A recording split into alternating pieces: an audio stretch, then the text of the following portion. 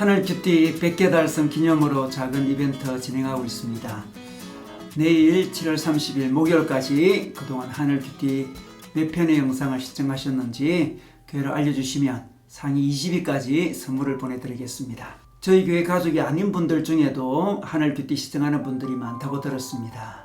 이분들도 참여해 주시면 더욱 감사하겠습니다. 많은 분들의 참여 부탁드립니다. 오늘도 레위기 말씀으로 주님 음성 듣도록 하겠습니다. 오늘 말씀의 본문은 레위기 18장 19절에서 30절 말씀입니다. 오늘 본문 말씀을 중심으로 성적 타락의 극단적인 행태를 알아야 합니다 라는 제목으로 말씀 나누겠습니다. 어느 시대든 그 사회가 무너질 때 성적 타락 현상이 일어납니다. 오늘 레위기에서도 하나님을 알지 못하는 이방인의 악한 풍습을 소개할 때 성적 타락의 악한 행태를 예를 들어주고 있습니다. 그래서 하나님 백성은 이 이방인의 성적 타락의 행태를 본받지 말아야 된다고 말씀해주고 있죠. 오늘 레위기에 등장하는 성적 타락의 형태는 무엇이었습니까? 바로 건진상간, 간통, 동성애, 수관을 말씀해주고 있습니다. 레위기에는 여러 법들이 있습니다. 여러 제사법들이 있고 또 의식법들도 있습니다. 유월절, 안식일 같은 의식법들이 있습니다. 그리고 시민법도 있습니다. 소송 문제나 노동에 관한 문제를 다루는 시민법이 있죠. 그리고 도덕법도 있습니다. 그런데 여기서 제사법은 신약 시대는 적용되지 않습니다. 예수 그리스도께서 단번에 영원한 희생제사를 드렸기 때문입니다. 그래서 신약에는 제사법을 전혀 언급하지 않고 오늘날 우리는 구약의 제사를 드리지 않습니다. 그리고 음식법과 의식법도 신약에서는 그대로 적용되지 않습니다.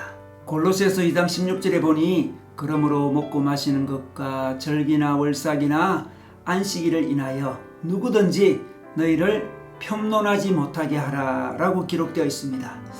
먹고 마시는 문제, 음식법을 가지고 편론, 즉 심판하지 말라는 것입니다. 신약시대에 선지국을 먹어도 되는지 돼지고기를 먹어도 되는지 가지고 서로 심판하지 말라는 것입니다. 그리고 의식법인 안식일을 가지고 또 심판하지 말라는 것입니다. 구약에서는 토요일을 지켰지만 지금은 주일로 바뀌었습니다. 이단인 하나님의 교회나 안식교회에서는 안식일이 토요일인데 왜 주일로 바꾸었냐고 정통교회를 심판하고 있습니다. 또한 이단 하나님의 교회는 유월절을 지켜야 구원을 받는다고 주장합니다. 그런데 정통교회가 유월절을 지키지 않는다고 심판하죠. 그러나 오늘 골로새서 말씀에서는 이런 법으로 인해서 서로 심판하지 말라고 합니다. 신약시대에는 의식법은 제사법은 더 이상 적용되지 않기 때문에 그렇습니다. 이들이 정통교회를 의식법으로 심판하려는 이유는 믿음으로 구원을 받아야 되는데 어떤 법을 지킴으로 구원받는다는 자기들의 이론을 주장을 하고 싶었던 것입니다. 여러분, 그러려면 구약에 나오는 모든 의식법을 다 지켜야 구원을 받게 된다는 그런 주장을 해야 되는 것이죠. 여러분, 제사법이든 의식법이든 음식법이든 신약에서는 적용되지 않습니다. 그런데 도덕법은 다릅니다. 신약에 와서 구약의 도덕법은 더 굳게 세워지고 있습니다. 예를 들면 마태복음 5장 27절에 보니 또 간음하지 말라 하였다는 것을 너희가 들었으나 내가 너희에게 이르노니 음욕을 품고 여자를 보는 자마다 마음에 이미 간음하였느니라 이렇게 말씀하고 있습니다. 간음하지 말라는 말씀은 출애굽기 2장에 나오는 10계명 중에 하나입니다.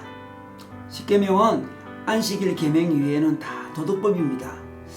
10계명으로 대표되는 도덕법은 구약시대나 신약시대나 언제든지 적용할 수 있는, 적용해야 되는 영구불변의 항전법인 것입니다. 그리고 간음하지 말라는 계명은 신약시대보다 더 높은 차원의 계명으로 더욱 굳게 세워지고 있습니다. 이제는 음욕을 품고 여자를 보는 자마다 마음에 이미 간음했다고 하고 있습니다. 그러므로 구약 도덕법은 신약에서 예수님의 새롭고 더 높은 차원의 가르침으로 흡수 통합되었던 것입니다. 오늘 건진상간과 간통과 동성애와 수간은 도덕법입니다. 건진상간과 간통과 동성애와 수간은 더 높은 차원에서 우리에게 적용되어서 우리가 반드시 피해야 될 금지법인 것입니다. 어떤 사람들은 오늘날 돼지고기와 새우는 먹는데 왜 동성애는 안 되느냐 주장하는 사람이 있습니다. 이것은 바로 음식법과 도덕법의 차이를 오해해서 그러는 것입니다. 여러분, 만약에 도덕법을 오늘날에도 개성하지 않는다면 그러면 오늘날 건친상간과 간통과 수간을 허용해도 된다는 말씀입니까? 특별히 동성애는 로마서 26장 2에서 27절에 보니 이 때문에 하나님께서 그들을 부끄러운 욕심에 내버려 두셨으니 곧 그들의 여자들도 순리대로 쓸 것을 받고 영리로 쓰며 그와 같이 남자들도 순리대로 여자 쓰기를 버리고 서로 향하여 업욕이 부릴 듯하며 남자가 남자와 더불어 부끄러운 일을 행하여 그들의 그릇 때문에 상당한 보응을 그들 자신이 받았느니라 라고 분명히 하나님께서 불경건한 타락의 예로 동성애를 소개하고 있습니다. 우리나라 형법에서는 간통죄는 이제 죄가 아닙니다. 처벌받지 않습니다. 그러나 하나님의 법에서는 죄인 것입니다. 우리 기독교인들에게는 죄인 것입니다. 마찬가지로 동성애와 수간도 세상의 법에서는 죄가 아닐 수 있는 사항이 일어날 수 있겠지만 그러나 하나님 법에서는 죄인 것입니다. 물론 우리는 건친상간하는 사람도 간통하는 사람도 수간하는 사람도 동성애하는 사람도 구원의 대상이므로 사랑해야 됩니다. 우리 모두는 또 다른 죄를 저지르고 있는 같은 죄인일 뿐이죠. 우리 모두는 복음이 필요합니다. 그러나 우리는 구원의 복음도 필요하지만 이 땅에서 하나님 나라 윤리를 보여주는, 하나님 나라의 도덕을 보여주는 하나님 나라의 통치의 복음도 우리는 살아가야 합니다. 우리는 하나님의 통치를 윤리적인 부분에서, 도덕적인 부분에서 보여줘야 됩니다. 그러므로 오늘도 우리들은 성적 순결로 하나님 나라를 드러내는 하나님의 백성이 되시기를 주님의 이름으로 축원합니다.